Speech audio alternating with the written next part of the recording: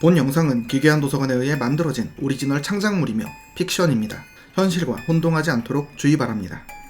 2015년 누리마을에 위치한 금은방에서 남녀 7명이 금품을 훔치는 일이 벌어졌습니다. 6명은 검거되었으나 1명은 도주하였고, 조사 결과 검거된 6명은 전혀 다른 직업, 나이, 성별 등 연관성이 없어 보였으며 범인 중에는 변호사와 의사마저 있었습니다. 그리고 이들은 모두 자신의 범행을 기억하지 못했습니다.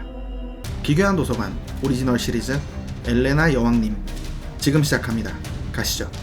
2015년 누리마을 금은방 사건 이후 비슷한 범죄가 수차례 벌어졌으며 끈질긴 조사 끝에 모든 범인의 유일한 공통점을 찾게 되었습니다. 그것은 바로 어느 여성을 손님이나 고객으로 만난 적이 있다는 사실입니다. 이 여성의 이름은 엘레나 퀸, 본명 최명자, 출생 호리마을 다람읍 감자면 황토리 곶감 보육원, 나이는 27, 직업은 없으며 누리마을에서 가장 비싼 초호화 오피스텔에 거주하고 있었습니다.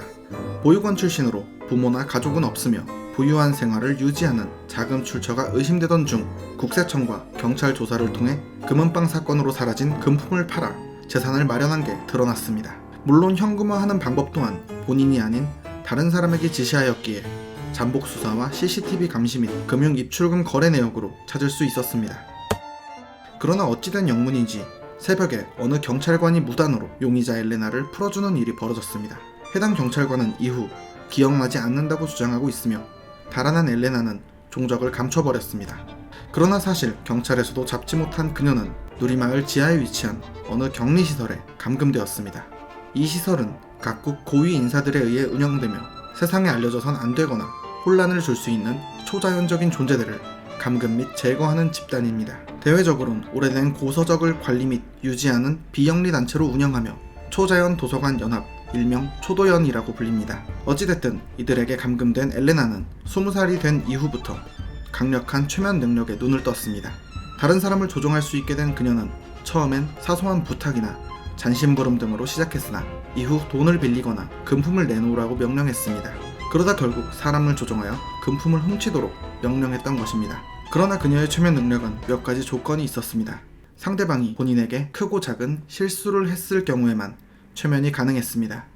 즉, 죄책감을 느낀 상대를 조종할 수 있었습니다. 금은방 사건 때 조종했던 범인들도 길에서 일부러 부딪힌 뒤 크게 넘어지거나 가짜 피를 사용해 상처난 것처럼 하는 등 고의적으로 죄책감을 유발하여 사람들을 조종했었습니다.